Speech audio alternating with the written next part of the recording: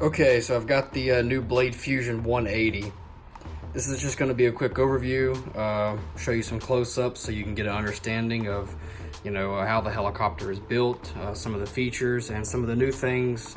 If you're familiar with the old CFX models, you can see some of the new things that they've done here.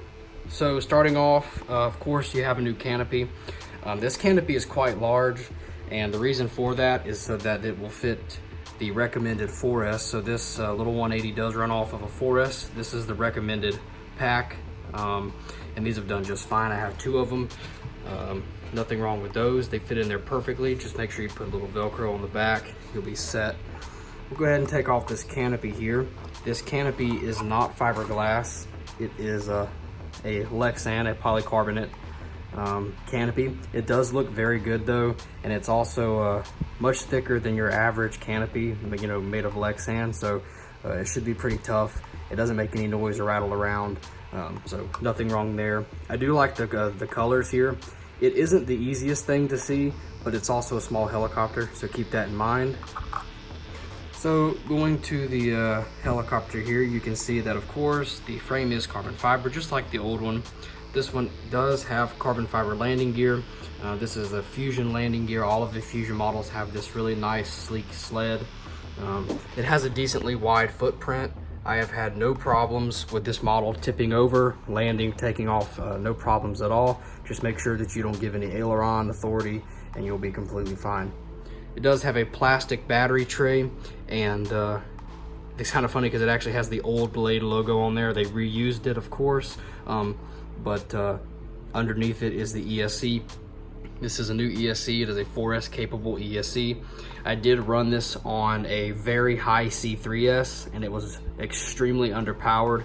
So make sure to run a 4S on this. Don't try 3S. This thing needs all the power it can get. But on 4S in Stunt 2, if you program it via the manual, it has plenty of power. I actually really like just basic flying while in Stunt 2. Stunt 1 is fine as well, and normal mode is simply for taking off and landing. There's not much power at all in normal mode, very low head speed. So the blades, we'll go over to the blades now, okay? These are plastic, they are not carbon fiber, and they are quite flimsy, but they're not horrible. They're gonna be good in a crash. I have seen that they do have carbon fiber blades coming for these. They're not available yet, but they are on the website. You can find 180 millimeter carbon fiber blades.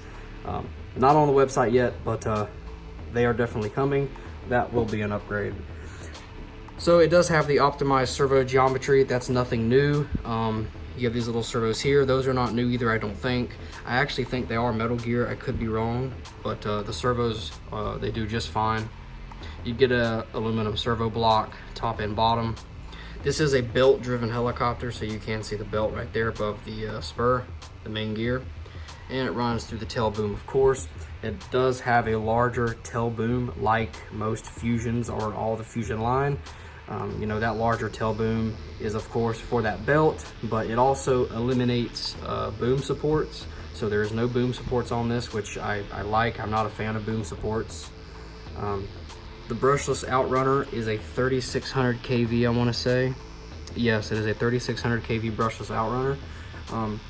The motor is just fine. The power system's fine. I personally could use a little bit more power, but I'm also used to flying some bigger helis. But for what this thing is geared towards, it's a lot of fun. Your blade grips, your head, your swash, all that's plastic. There's nothing wrong with that. It'll be good in a crash, cheap to replace. You won't have to worry about the aluminum bending. Very easy to work on, resilient, so no problems there. You can see your links there, and then your fly barless links are plastic. Servo links are metal. And that is about it. They do have the bind. They actually have an adapter for the bind. There's your AR6335A. It's on the bottom. They do have a little adapter so you can stick a bind plug in it on the side there. That's what that's for. Also, the tail servo, I want to say, is new. I want to say they actually came out with a new servo just for this little guy.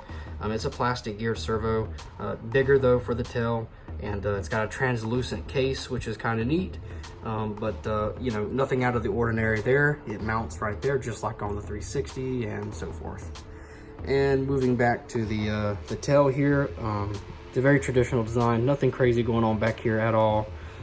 So if you're used to a belt-driven helicopter or you're familiar, then this is going to look completely familiar. Same setup as normal. Most of this stuff is plastic back here, and it does have a rider bearing on top for the belt. And the fin on the back here is painted carbon fiber. So that is a carbon fiber fin. And I want to say that's pretty much covering most of the Fusion. It flies really good, of course. If you are newer, bigger flies better. You may not want to jump into something this small. There is no safe or anything like that. But for the individual who knows how to fly collective, this helicopter is a lot of fun. The setup is extremely easy. Even if you're setting up in a new radio, they also provide instructions how to set up an old radio. I have ran this on both radios, no problems at all. Definitely go ahead and get a new radio though, and get the new software, because everything's a lot easier with the new stuff. Sometimes you have to go out of your way with the older radios with these newer models. So, but other than that, that is the Fusion 180. If you have any questions, don't be afraid to ask, and I appreciate you watching.